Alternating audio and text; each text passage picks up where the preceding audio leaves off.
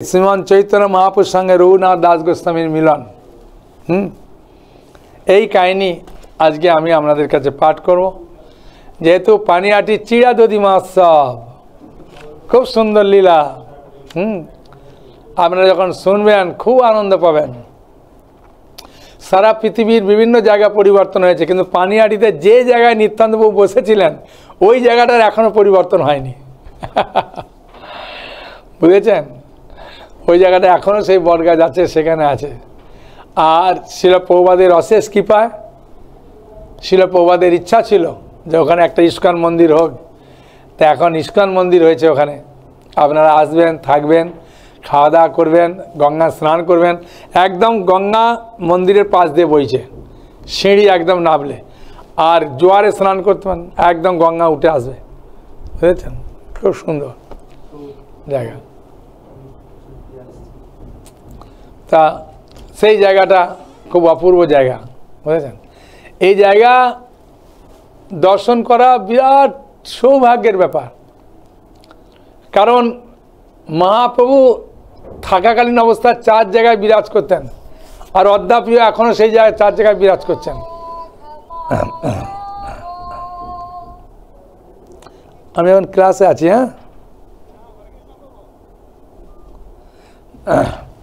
তা সেই জায়গাটা এখনও আছে, বিরাজ করছে। তা সেই জন্যে আমি অনুরোধ করব যে পানিহাটি চিরাদধি মহোৎসবে যদি আসতে পারেন খুব ভালো। আমিও থাকার চেষ্টা করব, কারণ আমি পানিহাটি চিরাদধি মহোৎসব থেকেই ভক্ত হয়েছি। তা যাওয়ারও খুব সুন্দর সহজ উপায়। কোন্নগর স্টেশন থেকে নেমে টোটো পাবেন, টোটো দিয়ে গঙ্গা পার হলে পেয়ে যাবেন। আর শিয়ালদা লাইনে ওদের দিয়ে সোদপুর স্টেশন আছে, ওখান থেকে টোটো আসবে। তবে সোদপুর লাইনটা খুব ট্রেনে ভিড় হয়। বুঝেছেন? খুব ট্রেনে ভিড় হয় ওই নিয়ে। আর সোনার হার আর ঘড়ি টড়িগুলো পড়লে অসুবিধে নেই, কিন্তু সোনার হারটা পড়বেন না। আর মোবাইল খুব সাবধানে রাখবেন, ব্যাগের ভেতরে একদম পুরে রেখে দেবেন, বার করার দরকার নেই। বুঝেছেন? না, ট্রেনে খুব ভিড়, ওখানেও খুব ভিড় হয়। ছোট জায়গা না, আর অনেকজন অনেক মন্দির থেকে আসে, সবাইকে করে খাওয়ায়। এখন ইস্কন হতে একটা সুবিধা হয়েছে কি, সকাল থেকেই প্রসাদ পাওয়া যায়, নাহলে 11টার পরে প্রসাদ পাওয়া যায় ভোগ লাগানোর তারপরে। কিন্তু ইস্কনে সকাল থেকেই এখন প্রসাদ, অসুবিধা নেই। তা এই চিরাদধি মহোৎসব কেন চালু হলো, একে দণ্ড মহোৎসব কেন বলা হয়? তারপরে এই লীলার প্রকৃত মাহাত্ম্য কি, ওখানে গেলে কি লাভ হবে আমার, ওখানে কেন যাব, ওখানে গিয়ে আমি কি করব, বিভিন্ন প্রশ্ন আপনাদের মনে আসে। তা সেই লীলা চৈতন্য চৈতামৃতের 6ষ্ঠ পরিচ্ছেদে শ্রী কৃষ্ণদাস কবিরাজ গোস্বামী খুব সুন্দরভাবে বর্ণনা করেছেন। তা আমরা সেই লীলা পাঠ করব আনন্দ সহকারে। কৃপাগ্রৈজ কুগৃয়ান্দকূপা দুধৃত্য ভঙ্গা রঘুনাথ দাসম নস্য স্বরূপে বিদ্যান্তরঙ্গং শ্রীকৃষ্ণ চৈতন্য মমং প্রপদ্যে। যিনি কৃপারূপ রজ্জুর দ্বারা গৃহান্দ কূপ থেকে কৌশলে রঘুনাথ দাসকে উদ্ধার করে স্বরূপ দামোদরের কাছে সমর্পণ করে তাকে অন্তরঙ্গ ভক্ত করেছিলেন, সেই শ্রীকৃষ্ণ চৈতন্য মহাপ্রভুর চরণে আমি প্রপন্ন হই। জয় জয় শ্রী চৈতন্য, জয় নিত্যানন্দ, জয় অদ্বৈত চন্দ্র, জয় গৌর ভক্তবৃন্দ। এই মতো গৌরচন্দ্র ভক্তগণ সঙ্গে নীলাচলে নানা লীলা করে নানা রঙ্গে। যদ্যপি অন্তরে কৃষ্ণ বিয়োগ বাধয়ে, বাইরে না প্রকাশ হয় ভক্ত দুঃখ ভয়ে। উৎকট বিরহ দুঃখ যাবে বাইরায়, তবে যে বৈকল্য প্রভুর বর্ণ না যায়। রামানন্দের কৃষ্ণ কথা স্বরূপের গান, বিরহ বেদনা প্রভু রাখায়ে পরাণ। দিনে প্রভু নানা সঙ্গে হয় অন্যমন, রাত্রিকালে বাড়ে প্রভুর বিরহ বেদন। তাঁর সুখ হেতু সঙ্গে রয়ে দুইজনা, কৃষ্ণ রস শ্লোক গীতে করেন সান্ত্বনা। মানে মহাপুর অন্তিম লীলাতে রামানন্দ রায় আর সৌরভদামোদর সবসময় থাকতেন, হ্যাঁ, মহাপুরকে আনন্দ দেওয়ার জন্য। সুবল জয়ছে পূর্বে কৃষ্ণ সুখের সহায়, গৌর সুখ দান হেতু তৈছে রামরায়। পূর্বে জয়ছে রাধার ললিতা সহায় প্রদান, তৈছে স্বরূপ গোসাই রাখে মহাপ্রভুর প্রাণ। এই দুই জনার সৌভাগ্য কন না যায়, প্রভুর অন্তরঙ্গ বলি যারে লোকে গায়। এই মতো বিহারে গৌর লইয়া ভক্তগণ, রঘুনাথ মিলন এবে শুনো ভক্তগণ। পূর্বে শান্তিপুরে রঘুনাথ যাবে আইলা, মহাপ্রভু কৃপা করি তারে শিখাইলা।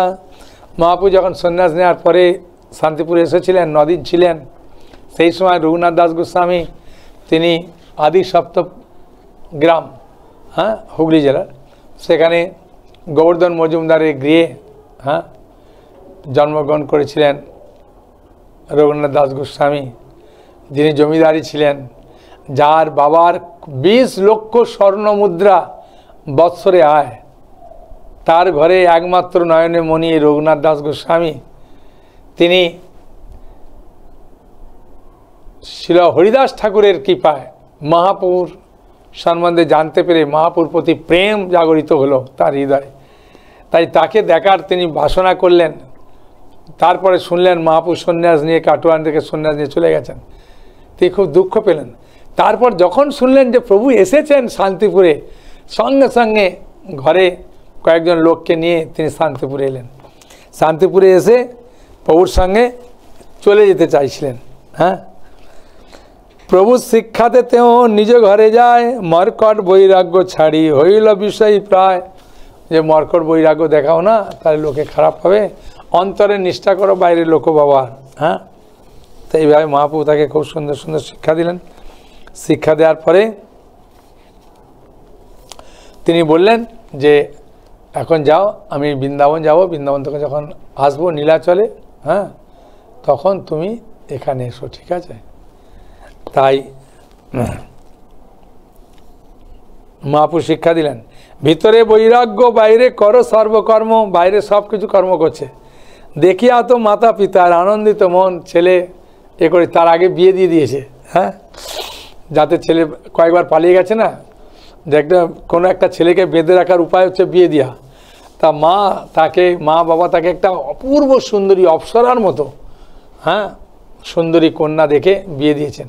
আবার কয়েকজন সেবিকা দিয়েছে, যাতে আমার ছেলের মন সবাইকে দেখে যাতে একটু গলে যায়। কিন্তু রঘুনাথ তার স্ত্রীর মুখের দিকেও তাকায় না, কিছুই করে না। আর মেয়ের বয়স কম, তা শাশুড়ি মা বলে, বৌমা যাও, বলে না, তোমার ছেলে তো আমার দিকে তাকায় না, কেমন একটা আছে, ভয়ই যেতে চায় না, তার কি করবে। তা মথুরা হইতে প্রভু আইলা, বার্তা যাবে পাইলা, প্রভু পাশ চলিবারে উদ্যোগ করিলা।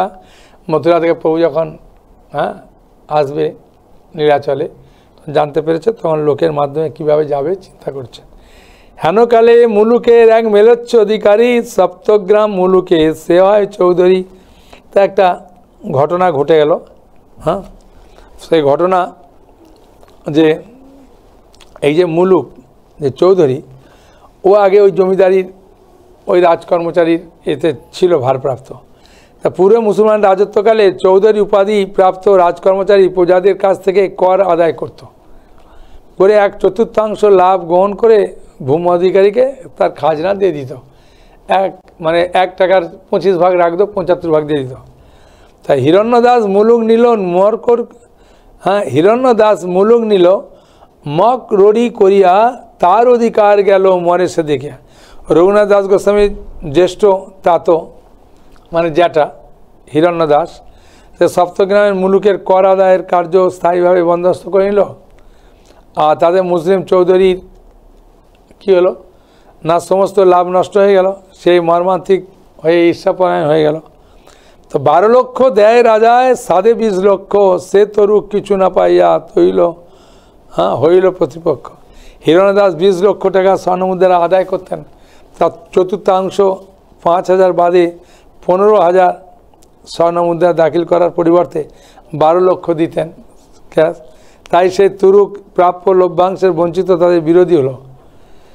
রাজঘরে কৈফিয়ত দিয়ে উজিরে আনিল, রাজঘরে কৈফিয়ত দিয়ে হিরণ্যদাস পলাইল, রঘুনাথের বান্ধিল।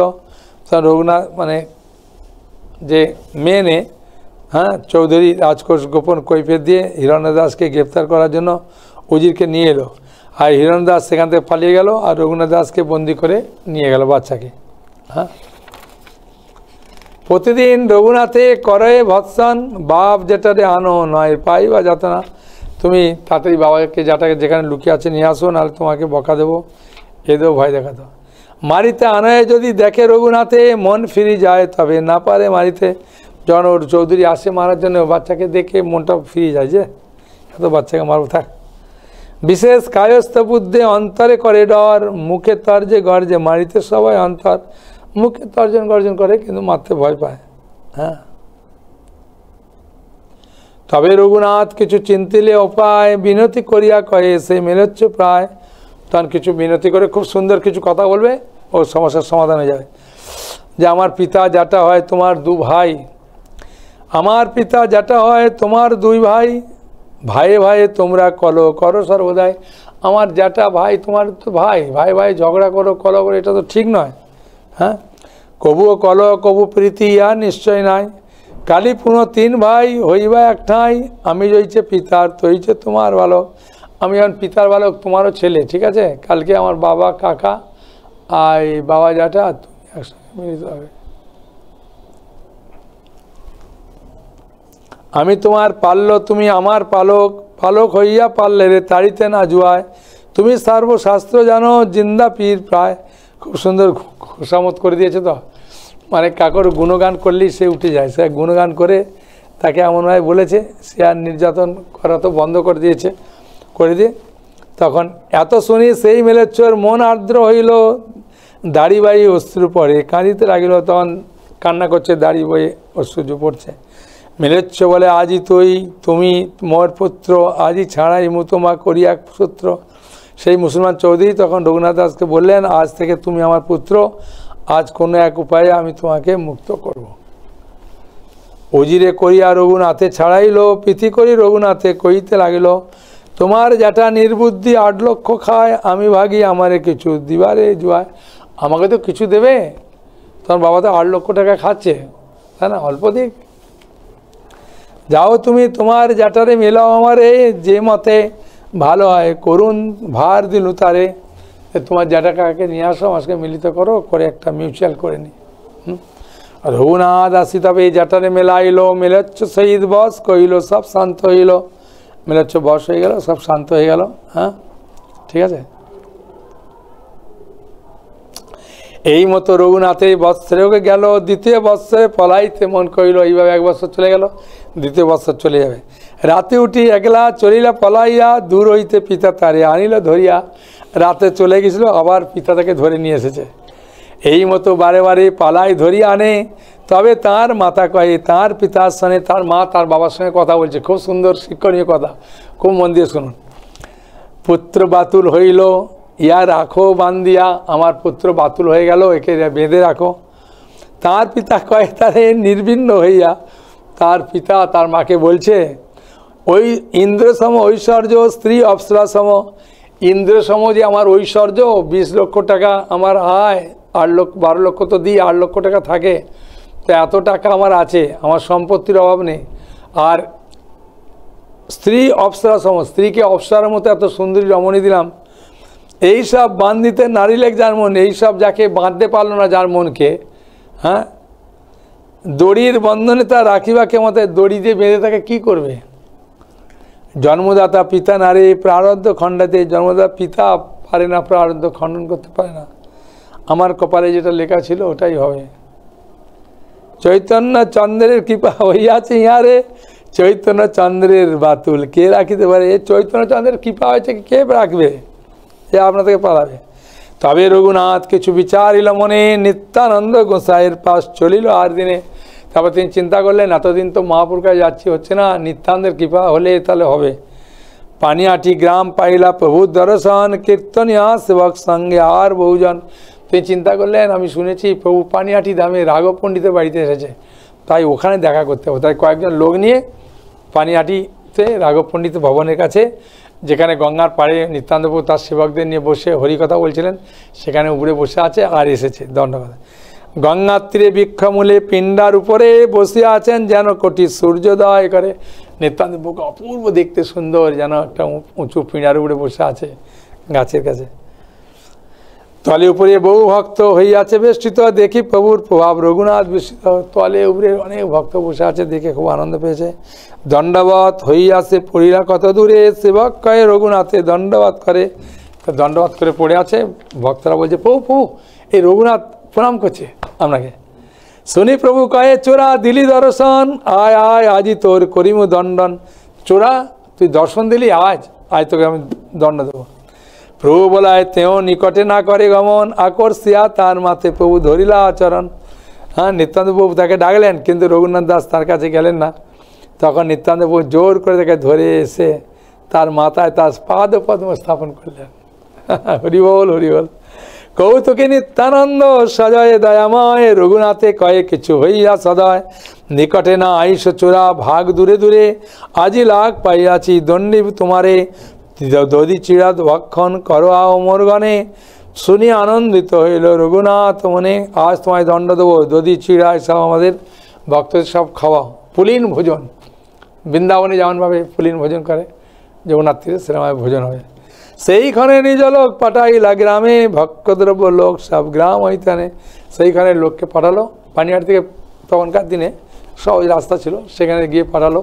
সঙ্গে সঙ্গে দই চিড়া যত কিছু ছিল একদম ভর্তি করে নিয়ে এলো। চিড়া দধি দুগ্ধ সন্দেশ, কী কী দেবে দেখুন। চিড়া দধি দুগ্ধ সন্দেশ আর চিনি কলা, সব দ্রব্য আনাইয়া চৌদিকে ধরিলা। একদম সব কিছু নিয়ে এসেছে, ঠিক আছে। মহোৎসব নাম শুনি ব্রাহ্মণ সজ্জন, আসিতে লাগিল লোক অসংখ্য গণন। ব্রাহ্মণ সজ্জন শুনে সব মানে আসতে লাগলো যে আজ মহোৎসব হবে, এখানে ব্রাহ্মণ ভোজন হবে। আর গ্রামান্তর হইতে সামগ্রী আনিল, 102 হেল্লা তার আনাইল। যা কিছু ছিল বিভিন্ন গ্রাম থেকে নিয়ে এলো। বড় বড় মেদকুণ্ডিকা আনাইল 5-7। এক বিপ্র প্রভু লাগি চিড়া ভিজাই তাতে। হ্যাঁ, কী করছে দেখুন, 5-7টা বড় বড় মাটির পাত্র এনেছে। হ্যাঁ, আর একজন ব্রাহ্মণ সেই পাত্রগুলোতে চিড়া ভিজিয়েছে। একটাই তপ্ত দগ্ধে চিড়া ভিজাইয়া, কিছু কিছু গরম দুধের চিড়া ভিজেছে। অর্ধেক ছানিল দধি চিনি কলা দিয়া, আর অর্ধেক দধি চিনি কলা দিয়েছে। হ্যাঁ, গরম দুধের চিড়া ভিজিয়ে তার অর্ধেক দধি চিনি আর কলার সঙ্গে মেশানো হলো। হ্যাঁ, আর অর্ধেক, এগুলো বাড়িতে করতে পারেন তো, এগুলো তো সহজ জিনিস, তাই না? গরম দুধের চিড়া দিয়ে কলা, দই, চিনি, হ্যাঁ এসব, এখন কাঁঠাল আছে, আম আছে, মেশান। হ্যাঁ, মিশিয়ে একদম হলুদ রং করে দেন, সুন্দর। আর অর্ধেক ঘনাবৃত দুগ্ধেতে ছানিল, চাপা কলা, চিনি ঘৃত কর্পূর তারে দিল। আর অর্ধেক ঘন দুধের সঙ্গে মিশিয়ে তার সঙ্গে চাপা কলা দিয়েছে। চাপা কলা খুব সুন্দর একটা সেন্ট হয় না। চিনি দিয়েছে, ঘি দিয়েছে, কর্পূর মেশানো হয়েছে। ধুতি পরি প্রভু যদি পিণ্ডাতে বসিলা, 7 খণ্ডি বিপ্রতার অগ্রেতে ধরিলা। নিত্যানন্দপ্রভু যখন নতুন ধুতি পরে পিণ্ডার উপর বসলেন, তখন 7টি বড় বড় মাটির পাত্র ব্রাহ্মণ তার সামনে রাখলেন। চবুতারা উপরে যত প্রভুর নিজগণে, বড় বড় লোক বসিলা মণ্ডলী রচনে। চাতাতলের উপরে নিত্যানন্দপ্রভুর নিজজন এবং বড় বড় মস্তক লোকেরা মণ্ডলী রচনা করে বসলেন। রামদাস, সুন্দরানন্দ দাস,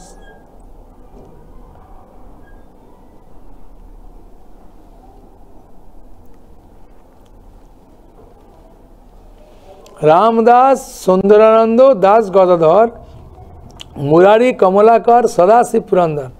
তাদের মধ্যে ছিলেন, যারা যারা এখানে ছিলেন তাদের মধ্যে রামদাস, সুন্দরানন্দ, গদাধর দাস, মুরারি, কমলাকর, সদাশিব, হ্যাঁ, পুরন্দর, ধনঞ্জয়, জগদীশ, পরমেশ্বর দাস, মহেশ, গৌরী দাস, হর কৃষ্ণ দাস, এরা সবাই ছিল। উদ্যান দত্ত আদি যত নিজগণ উপরে বসিলা সব, কে করে গণন। উদ্যান দত্ত ঠাকুর প্রভু, নিত্যানন্দ প্রভু, সমস্ত নিজগণরা উপরে বসলেন, তাদের সংখ্যা কে গণনা করতে পারে। প্রচুর ভক্ত এসেছে। হ্যাঁ, পানিহাটি চিড়ামদ দধি মহোৎসবের লীলা দেখুন। হ্যাঁ, এই ভক্ত সেবা করার একটা বিরাট সুযোগ হচ্ছে পানিহাটি চিড়া দধি মহোৎসব। সেই জন্য অনেকে গিয়ে অনেক আম দেয়, কলা দেয়, কাঁঠাল দেয়। কেউ নিয়ে যেতে পারে বলে ওখানে পয়সা দিয়ে দেয় যে প্রভু আমি 10টা কাঁঠালের পয়সা দিলাম, কি কয়েক কাঁদি কলা দিলাম, কি চিনি দিলাম, হ্যাঁ, কি চিড়া দিলাম। হ্যাঁ, ভগবানের ইচ্ছায় অভাব হয় না, আপনি না দিলেও সে উৎসব চলবে, কিন্তু আপনি দিলে সে কৃপাটা পাবেন না। তা সেই কৃপাটা থেকে কেন বঞ্চিত হবেন? হ্যাঁ, তাই না? আর যাওয়ার এত সুন্দর বন্দোবস্ত আছে। হ্যাঁ, বা পরে গিয়েও দিতে পারেন যে প্রভু চিড়া দধি মহোৎসব হলো, আমি আসতে পারলাম না, এখন দিলাম, তাও দিতে পারেন।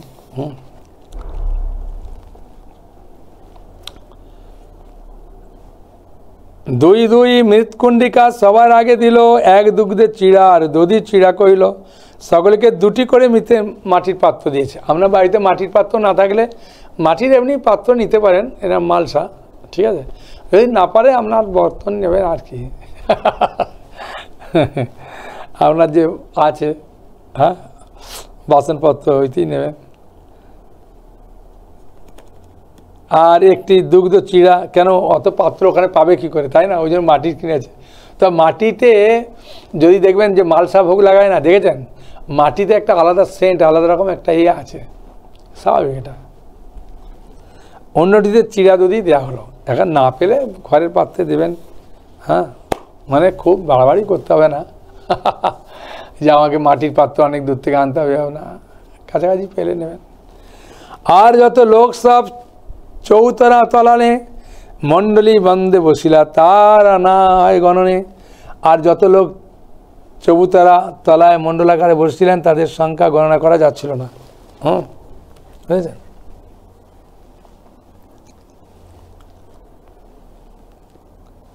এক এক জনারে দুই দুই হল্লা ছিল, দধি চিড়া দুগ্ধ চিড়া দুইতে ভিজালো। এক একজনের কাছে দুটি দুটি করে হল্লা দেওয়া হয়েছিল, তাতে দধি চিড়া দুগ্ধ চিড়া পরিবেশন করা হয়েছিল। কোনো কোনো বিপ্র উপরে স্থান না পাইয়া দুই হল্লা চিড়া ভিজায় গঙ্গার তীরে গিয়া। কোনো কোনো ব্রাহ্মণ উপরে স্থান না পেয়ে গঙ্গার তীরে গিয়ে দুই হল্লা চিড়া ভিজিয়েছিলেন। কেউ কেউ যায় না, এত বৈষ্ণব এসেছিল, এক কোমর জলে পর্যন্ত নেমেছিল, পাবেন দেখবেন। তীরে স্থান না পাইয়া আর কতজন জলে নামি দধি চিড়া করে ভক্ষণ, জলে নেমে দধি চিড়া ভক্ষণ করছে আনন্দে। আর গঙ্গার জল ওই দিন যেন আনন্দে ঢেউ খেলে, না গেলে বুঝতে পারবেন না, যেন আনন্দে একদম ঢেউ খেলছে। আরে কয়েকজন তীরে স্থান না পেয়ে জলে দধি চিড়া আছে, কেউ উপরে কেউ তলে কেউ গঙ্গার তীরে, 20 জন 3 ঠাই পরিবেশন করে। কেউ উপরে আছে, কেউ তলে, গঙ্গার তীরে 20 জন, হ্যাঁ, পরিবেশন করছে।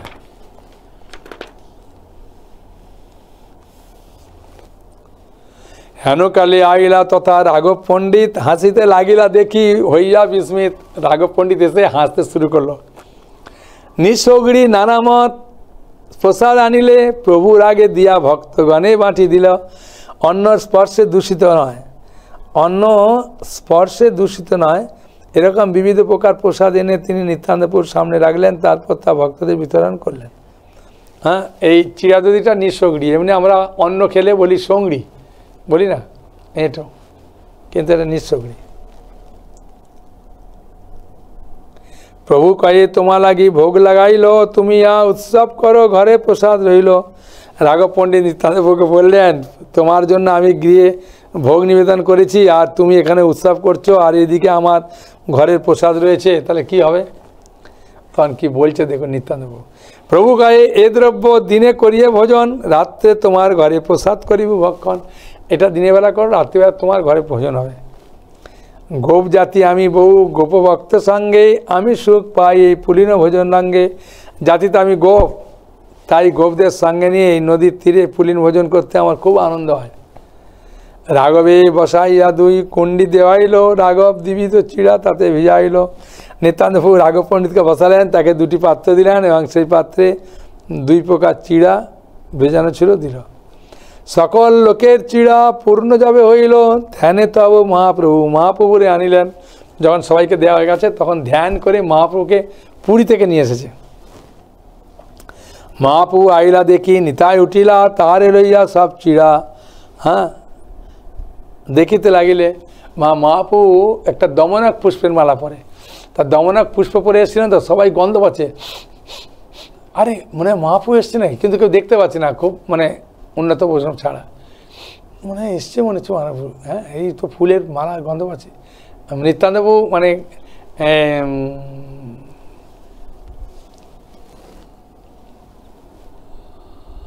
অন্য ফুলকে মানে কি বলে, নাম ভুলে এলো,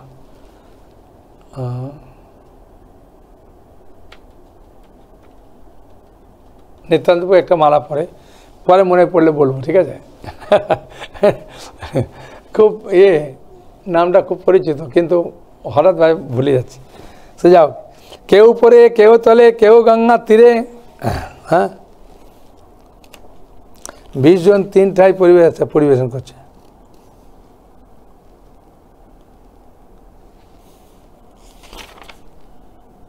সকল কুণ্ডির হল্লা, চিড়ার এক এক গ্রাস। মহাপ্রভুর মুখে দেন করি পরিহাস। হ্যাঁ, হয়েছেন কদম্ব ফুলের মালা, হ্যাঁ পড়তেন নিত্যানন্দবাবু, আর মহাপ্রভু দমনক পুষ্পের মালা পড়ে। প্রতিটি পাত্র থেকে নিত্যানন্দবাবু এক এক গ্রাস চিড়া তুলে নিয়ে পরিহাস করে চৈতন্যবাবুর মুখে দিচ্ছেন, এক একটা থেকে নিয়ে মহাপ্রভুর মুখে দিচ্ছেন, আর মহাপ্রভু এক একটা থেকে নিয়ে নিত্যানন্দবাবুর মুখে দিচ্ছেন। এই মতো নিতাই বলে সকল মণ্ডলে দাঁড়াইয়া রঙ্গ দেখে। বৈষ্ণব সকলের রঙ্গ দেখছে যে কি একটা লীলা চলছে রে ভাই, কি করিয়া বেড়ায় কেউ নাই জানে। মহাপুর দর্শন পায় কোনো ভাগ্য, মানে মহাপুর দর্শন কেউ পাচ্ছে, কী লীলা হচ্ছে কিছু বুঝে যায় না, কার গালে দিচ্ছে নিত্যানন্দবাবুকে দেখতে পাচ্ছে, মহাপুরকে দেখতে পাচ্ছে। তবে হাসি নিত্যানন্দ বসিলা আসনে, চারিকুণ্ডি আড়োয়া চিড়া রাখিলা ডাইনে। তার নিত্যানন্দবাবু বসছেন, তার মহাপ্রভু বসছেন। আসন দিয়া মহাপ্রভুরে তাহার বসাইলা, দুই ভাই তবে চিড়া খাইতে লাগিল। আসন দিয়ে নিত্যানন্দবাবু চৈতন্যবাবুকে বসালেন, দুই ভাই তখন চিড়া খেতে লাগলেন। দেখি নিত্যানন্দবাবু আনন্দিত হইলা, কত কত ভাবাবেশ প্রকাশ করিলা। আজ্ঞা দিলা হরি বলি কর ভোজন, হরি হরি ধ্বনি ওঠে ভরিল ভুবন। হরি হরি বলি বৈষ্ণব করে ভোজন, পুলিন ভোজন সবার হইল স্মরণ। সবাই হরি হরি বলে ভোজন করছে, সবাই পুলিন ভোজনের কথা মনে পড়ছে। আর ওনারা তো ছিলেন পুলিনের, না সপ্তম মহাপুর পার্ষদ। নিত্যানন্দ মহাপ্রভু কৃপালু উদার, রঘুনাথের ভাগ্য এত কইলা অঙ্গীকার। চৈতন্যবাবু নিত্যানন্দবাবু অত্যন্ত কৃপালু উদার, রঘুনাথ দাসের পরম সৌভাগ্যের ফলে তার কাছ থেকে এত কিছু গ্রহণ করলেন। নিত্যানন্দের প্রভাব কৃপা জানিবা কোনজন, মহাপ্রভু আনি করায় পুলিন ভোজন। নিত্যানন্দের প্রভাব কে জানবে, মহাপ্রভুকে পুরী থেকে নিয়ে এসে এখানে ভোজন করাচ্ছেন, দেখেছেন। শ্রীরাম দাসাদি গো প্রেমাবিষ্ট হইল, গঙ্গার তীরে যমুনা পুলিন জ্ঞান কহিলা। শ্রী রামদাস প্রমুখ সমস্ত অন্তরঙ্গ ভক্ত যারা ছিলেন গোপবালক, তাদের গঙ্গার তীরে যমুনা পুলিন বলে মনে হয়েছিল। মহোৎসব শুনি প্রসারী নানা গ্রাম হইতে, চিড়া দুধ সন্দেশ কলা আনিল বেচিতে। বিভিন্ন জায়গা থেকে যার যার ঘরে ছিল সব বিক্রি করার জন্য এসেছে। সব দ্রব্য লইয়া আসে, সব মূল্য করিল হয়, তবে দ্রব্য মূল্য দিয়া তাহারে খাওয়ায়।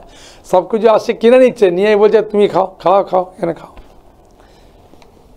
কৌতুকে দেখিতে আইল যত জন, সেই চিড়া দধি কলা করিল ভক্ষণ। যে কৌতুকে দেখতে এলো সবাই চিড়া দধি ভক্ষণ করে গেছে। আর 3 কুণ্ডিকার অবশেষ ছিল, গ্রাসে গ্রাসে করি বিপ্র সব ভক্তি দিল।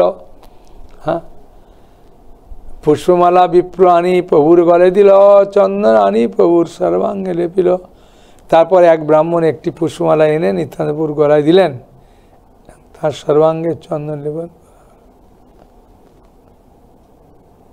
পুষ্পমালা বিপ্র আনি প্রভুর গলে দিল, চন্দন আনি প্রভু সর্বাঙ্গে লেপিল। তারপর এক ব্রাহ্মণ পুষ্পমালা নিত্যানন্দবাবুর গলায় দিলেন, সর্বাঙ্গে চন্দন লেপন করলেন। সেবক তাম্বুল লইয়া করে সমর্পণ, হাসি হাসি প্রভু করে চর্বণ। একজন সেবক তাম্বুল নিত্যানন্দবাবুকে দিলেন, হেসে হেসে নিত্যানন্দবাবু চর্বণ করতে লাগলেন।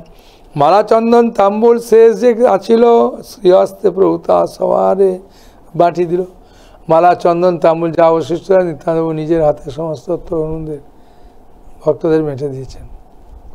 আনন্দিত রঘুনাথ প্রভুর শেষ পাইয়া আপনার গনসা খাইলা বাটিয়া।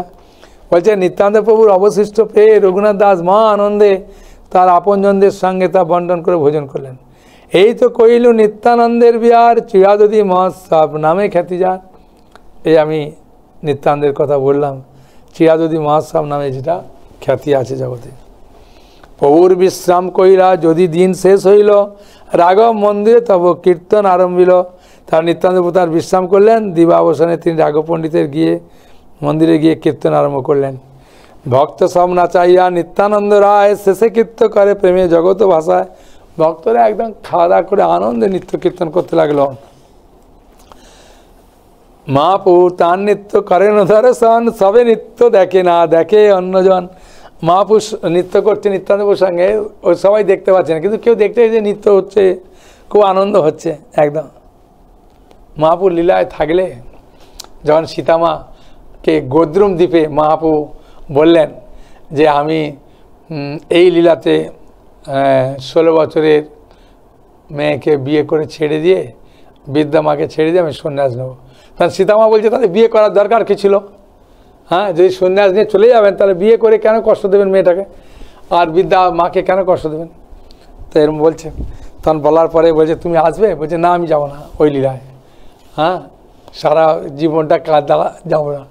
তারপরে বলছে কীরকম লীলা হবে দেখি। বলে যাই সীতামা চোখ বন্ধ করেছে, দেখছে ভক্তরা একদম উদ্দণ্ড নৃত্য কীর্তন করছে, কে যে কার ঘাড়ে পড়ছে, কে কিরম গড়াগড়ি দিচ্ছে, কারো কিছু লাগছে না, সব ছেলের দল আনন্দে মৃদঙ্গ করতাল বাজছে, উলুধ্বনি, মানে একদম শঙ্খ ঘণ্টা সব কিছু চলছে, একদম আনন্দের সীমা নেই। ওটা দেখে সীতামা চোখ খুলতে চাইছে না। তখন প্রভু রামচন্দ্র বলছেন কি সীতা খোলো? বলছে আরেকটু দেখি আরেকটু দেখি। দেখতে তারা বলছে কি যাবে? বলছে হ্যাঁ হ্যাঁ যাবো যাবো, এই লীলা কে না যায়, হ্যাঁ আনন্দের। তা এই যে নিত্য কীর্তন হচ্ছে লীলা কে না যাবে, খাওয়া দাওয়া করে একদম নিত্য কীর্তন। নিত্যানন্দের নৃত্য যেন তাঁর নর্তনে উপমা দিবার নাই এ 3 ভুবনে। নিত্যানন্দ এত লাফিয়ে কীর্তন করছে, উপমা দেওয়ার নেই। নৃত্যের মাধুরী কেবা বর্ণিবারে পারে, মহাপ্রভু আইসে যেই নৃত্য দেখিবারে। যার নৃত্য দেখার জন্য মহাপ্রভু আসে, বলছে রাঘব ভবনে মহাপ্রভু সবসময় থাকে, নিত্যানন্দের নর্তনে সবসময় থাকে, সচিমায়ের রন্ধনে সবসময় থাকে, আর শ্রীবাস অঙ্গনে থাকে সবসময়। মহাপ্রভু সবসময় লীলা করে এখনও। তাই বলছে নৃত্যের মাধুরী কেবা বর্ণিবারে পারে, মহাপ্রভু আইসে যেই নৃত্য দেখিবারে। মহাপ্রভুকে দেখার জন্যে এত সুন্দর নৃত্য যে কেনা বন্দনা করে। নৃত্য করি প্রভু যাবে বিশ্রাম করিলা, ভোজনের লাগি পণ্ডিত নিবেদন করিলা। যখন নৃত্য করে বিশ্রাম নিচ্ছেন তখন রাঘব পণ্ডিত এসে বললেন যে ভোজনের জন্যে। ভোজনে বসিলা প্রভু নিজগণ লইয়া, মহাপ্রভুর আসন ডাইনে পাতিয়া। নিত্যানন্দ প্রভু তার পার্শ্বদের নিয়ে ভোজন করতে বসলেন, হ্যাঁ বুঝেছেন। তার ডান দিকে চৈতন্য মহাপ্রভুর জন্য একটা আসন রাখলেন। তাহলে নিত্যানন্দ প্রভু যে বসেছেন তার ডান দিকে মানে এই সাইডে, হ্যাঁ। কারণ নিত্যানন্দ প্রভু বড় না, মহাপ্রভু সদাচার লঙ্ঘন করে না, মহাপ্রভুকে আগে দিলে বসবে না, হ্যাঁ বুঝেছেন।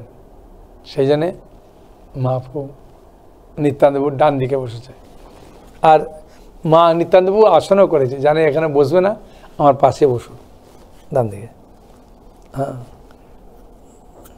চৈতন্য মহাপ্রভু তখন সেখানে এসে সেই আসনে বসলেন। তা দেখে রাঘব পণ্ডিত খুব আনন্দে বর্ধিত হলো।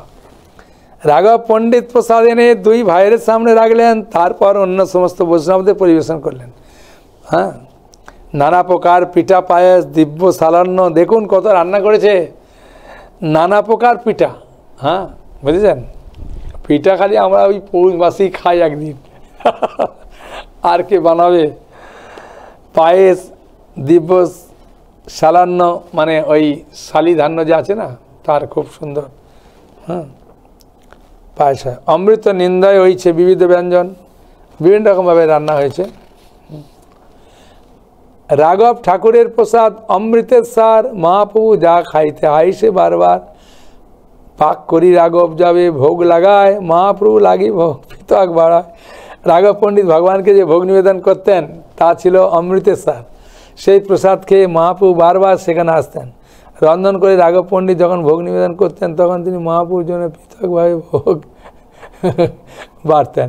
প্রতিদিন মহাপ্রভু করেন ভোজন, মধ্যে মধ্যে প্রভু তারে দেন দর্শন। প্রতিদিন মহাপ্রভু সেখানে ভোজন করে যায়, মাঝে মাঝে দেখা দেয়, বুঝিয়ে দেয়। দুই ভাইয়ের রাগবাণী পরিবেশে যত্ন করি খাওয়ায়, না রয়ে অবশেষে, মানে দুই ভাইকে এমন খাইয়েছে আর প্লেটে কিছু নাই থালায়। কত উপহার আনে হেন নাই জানি, রাঘবের ঘরে থাকে রান্ধে ঠাকুর রাধার ঠাকুরানী। আর কত কি যে খাবার নিয়ে আসছে বুঝতে পারছে না, যেন মনে হচ্ছে রাঘবের ঘরে যেন শ্রীমতী রাধারানী রন্ধন করে জিনিসপত্র নিয়ে আসছে। দুর্বাসার ঠাঁইতেও পাইয়াছেন বর, অমৃত হইতে পাক তারও দিক মধুর। শ্রীমতী রাধারানী দুর্বাসা মুনির কাছে বর পেয়েছিলেন, তিনি যা রান্না করতেন তার স্বাদ অমৃতর থেকে মধুর। তাই এই দময়ন্তী দেবী রাঘব পণ্ডিতের বোন, তিনি এমন রান্না করতেন যেন মনে হচ্ছে রাধারানী রান্না করেছে, এত সুগন্ধি সুন্দর প্রসাদ মাধুর্যের স্বাদ, দুই ভাই তা আনাইয়া সন্তোষ সবার। সুগন্ধি সুন্দর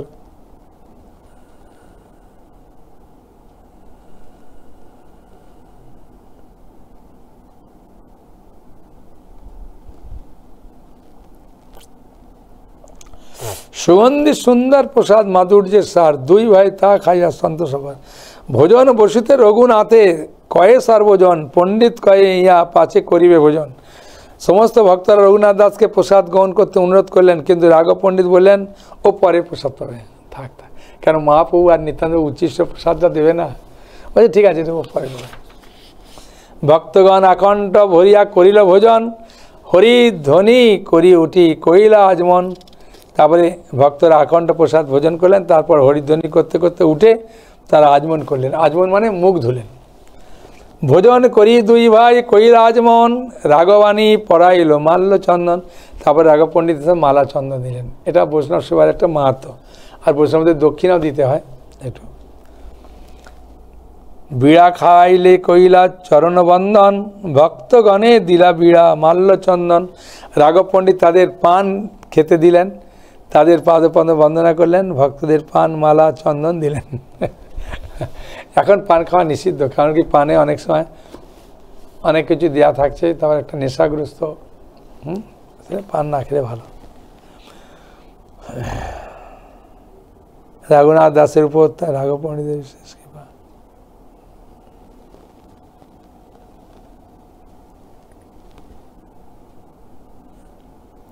কইলা চৈতন্য গোসাই করিয়াছেন ভোজন, তার শেষ পাইলে তোমার খণ্ডিল বন্ধন।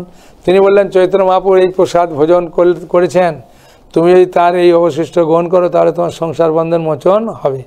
রঘুনাথ দাস গোস্বামীকে দিলেন।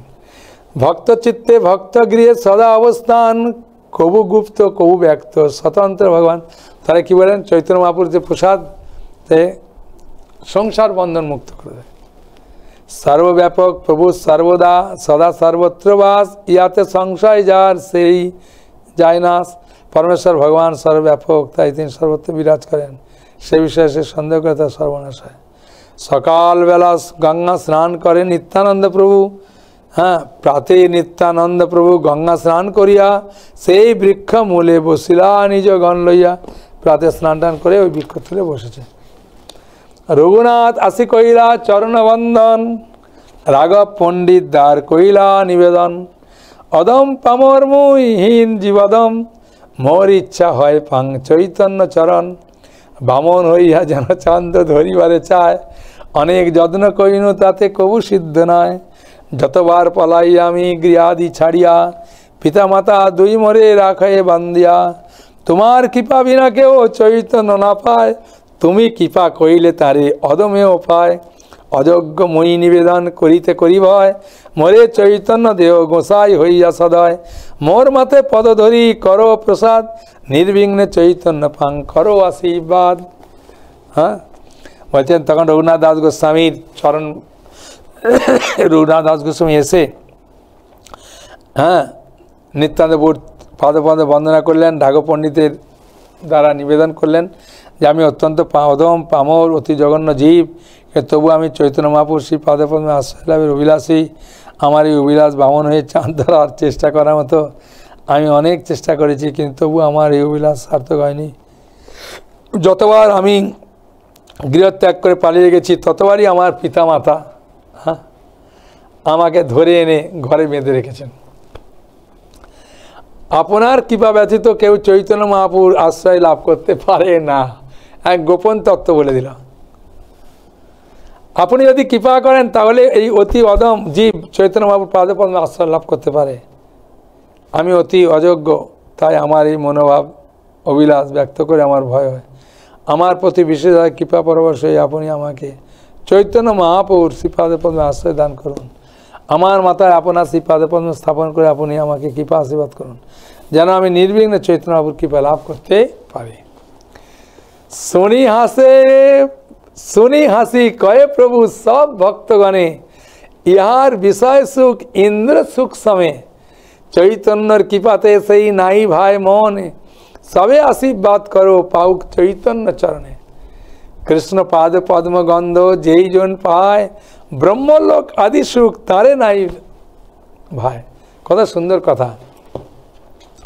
শুনি হাসি কয়ে প্রভু সব ভক্তগণে, নিত্যানন্দ প্রভু হেসে সব ভক্তকে বলছেন, ইয়ার বিষয় সুখ ইন্দ্র সুখ সময়ে, ইয়ার বিষয় সুখটা ইন্দ্র সুখের মতো, বাড়ি থেকে গায়ে মানে সব কিছু, টাকা কড়ি স্ত্রী রত্ন সব, চৈতন্যের কৃপাতে সেই নাই ভাই মনে, চৈতন্যের কৃপা ছাড়া মানে পাবে এই আশা তার মনে আছে। সবে আশীর্বাদ করো পাউক চৈতন্য চরণে, সবে আশীর্বাদ করো যাতে প্রভু চৈতন্য চরণ পায়। কৃষ্ণ পাদ পদ্মে গন্ধে যেই জন পায়, যে কৃষ্ণ পাদ পদ্মের একবার গন্ধ পেয়েছে না, ব্রহ্মলোক আদি সুখ তার নাই ভাই। ব্রহ্মের মতো ব্রহ্মলোকে যে সুখ, হ্যাঁ, সেই সুখ তার কাছে তুচ্ছ হয়ে যায়, যে কৃষ্ণ পাদ পদ্মের একবার গন্ধ পেয়েছে।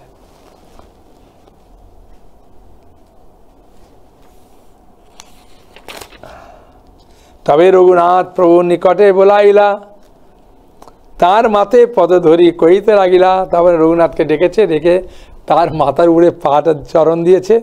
তুমি যে করাইলাই পুলিন ভোজন, তোমার কৃপা করি গৌরা কইলা ভগবান। তুমি যে পুলিন ভোজন করাইলে, তোমার জন্য যে ভক্তগণ এসেছে, এমনকি মহাপ্রভু স্বয়ং এসেছে, কৃপা করি কইলা চিড়া দুগ্ধ ভোজন, নিত্য করি দেখি রাত্রে কইলা প্রসাদ ভক্ষণ। তারপরে তোমার তিরাজী মানুষের রাত্রিবেলা কীর্তন হয়েছে, খুব কীর্তন করে তার ভক্তরা প্রসাদ পেয়েছে। তোমা উদ্ধারিতে গৌরা আইলা আপনে, তোমাকে উদ্ধার করার জন্য গৌরাঙ্গ মহাপ্রভু এখানে এসেছে, ঠিক আছে। ছুটিল তোমার যত বিঘ্ন আদি বন্ধনে, সব দূর হয়ে গেল তোমার যত বিঘ্ন বাধা ছিল। স্বরূপের স্থানে তোমা করিবে সমর্পণ, তোমাকে নিয়ে এসে স্বরূপের স্থানে তোমাকে গমন করাবে। অন্তরঙ্গ ভিত্ত বলি রাখিবে, অন্তরঙ্গ ভিত্ত বলে রাখবে, চরণে রাখবে। নিশ্চিন্ত হইয়া যাও আপন ভবন, অচিরে নির্বিঘ্নে পাবে চৈতন্য চরণ। যাও নিশ্চিন্ত বাড়িতে যাও, ঠিক মহাপ্রভু তোমাকে বন্দোবস্ত করবে, তুমি ঠিক বেরিয়ে চলে আসবে, কোনো চিন্তা নেই। সব ভক্ত দ্বারে তারে আশীর্বাদ করাইলা, তা সবার চরণ রঘুনাথ বন্দিলা। তাও নিত্যানন্দ প্রভু সবাইকে বলেছিলেন না ভক্তদের, তাই রঘুনাথ দাসকে সবাই আশীর্বাদ করলেন। রঘুনাথ দাস তার সকলে শ্রী পাদপদ বন্দনা করলেন। প্রভুর আজ্ঞা লইয়া বৈষ্ণবের আজ্ঞা লইলা, রাঘব সহিত নিবৃত্তে যুক্তি করিলা। নিত্যানন্দপুর কাছ থেকে বিদায় নিয়ে, তারপর সমস্ত বৈষ্ণবদের কাছ থেকে বিদায় নিয়ে রঘুনাথ দাস গোস্বামী নিবৃত্তে রাঘব পণ্ডিতের সঙ্গে যুক্তি করছে, যেটা ভোজন করালাম, ভোজনের দক্ষিণা তো দিলাম না, তা কীভাবে দেবো মান অনুযায়ী আমি তো জানি না, তা আপনি এটা দিয়ে দেবেন। রাঘব পণ্ডিতের সঙ্গে যুক্তি করে রঘুনাথ দাস নিবৃত্তে নিত্যানন্দ প্রভুর ভান্ডারীর হাতে 100 মুদ্রা 7 তোলা সোনা দিলেন। 100 মুদ্রা দিয়েছে আর 7 তোলা সোনা দিয়েছে। তা রঘুনাথ দাস ভান্ডারীকে বললেন, তারে নিষে দিলা প্রভুরে এবে না কইবা, নিজ ঘরে যাবেন যাবে তবে নিবে দিবা। রঘুনাথ দাস ভান্ডারীকে বললেন, নিত্যানন্দ প্রভুকে এখন আপনি কিছু বলবেন না, তিনি যখন ঘরে ফিরে যাবেন তখন দয়া করে তাকে নিবেদন করবেন, এরপর এই দক্ষিণাটা রাখুন। তবে রাঘব পণ্ডিত তারে ঘরে লইয়া গেলা, ঠাকুর দর্শন করাইয়া মালা চন্দন দিলা। তারপর রাঘব পণ্ডিতের ঘরে রঘুনাথ দাসকে নিয়ে গিয়ে তাকে মালা চন্দন দিলেন এবং প্রসাদ খাওয়ালেন। অনেক প্রসাদ দিলা পথে খাইবারে, তবে পুনঃ রঘুনাথ দাস কয়ে পণ্ডিতেরে, প্রভুর সঙ্গে যত মহান্ত ভিত্ত।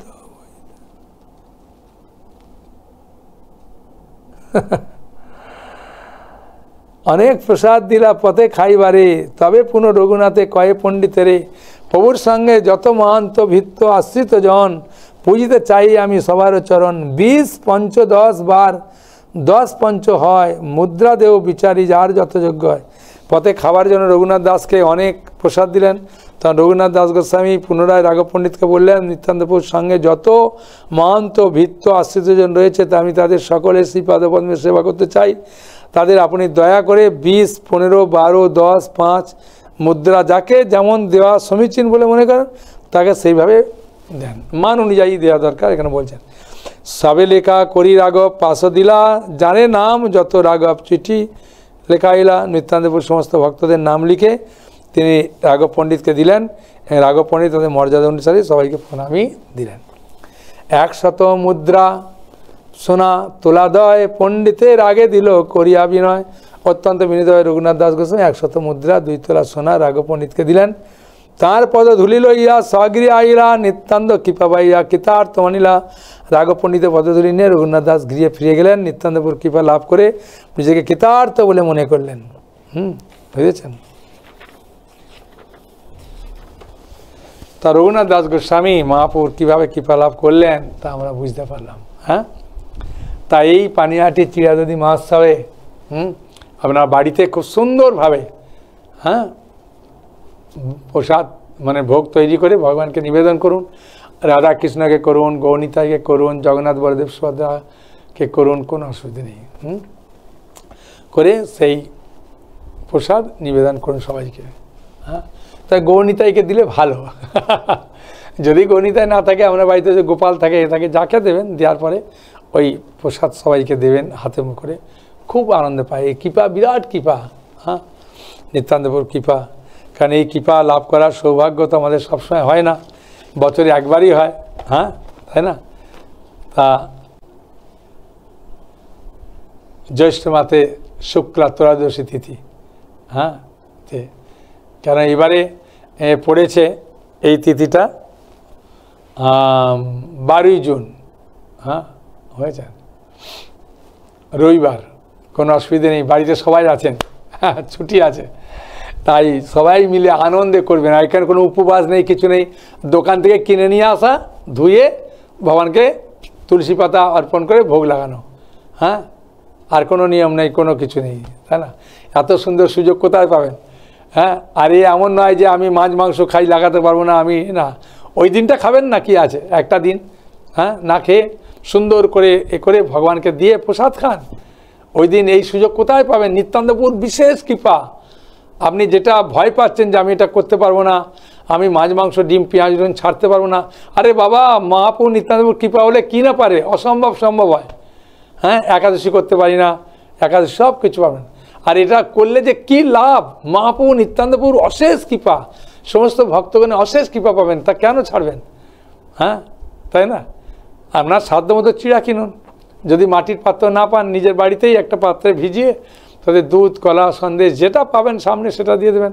এমন নয় যে আপনাকে অনেক কিছু দিলে মহাপ্রভু খুশি হবে না, আপনি ভক্তিভরে যেটা দেবেন সেটাই। যদি একদম কিছু না পারেন, চিড়ার একটু চিনি দেন, ঠিক আছে? গ্রাম অঞ্চলে খই পাওয়া যায় না, হ্যাঁ, মুড়কি যেটাকে বলে, হ্যাঁ, মিষ্টি দিয়ে যে মুড়কি লাগানো হয়, সেই তা দিয়ে মেশান, বাতাসা দেন, হ্যাঁ, দিয়ে করুন। আর আম তো পাওয়া যাবে, আম একটু দেন, হ্যাঁ, দিয়ে করুন, খুব আনন্দে দেন, ভগবানের সেবা কৃপা লাভ করুন, ঠিক আছে? জয় পানিহাটি চিরাদদি মহোৎসব কি জয়, রঘুনাথ দাস গোস্বামী কি জয়, শ্রীমান নিত্যানন্দ প্রভু কি জয়, শ্রীমান মহাপ্রভু কি জয়।